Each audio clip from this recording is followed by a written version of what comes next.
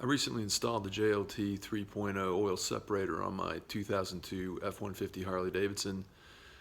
It has the supercharged engine similar to the Lightning of the same year, and I'm going to show after about maybe 100 miles of driving how much oil this separator has removed from the intake.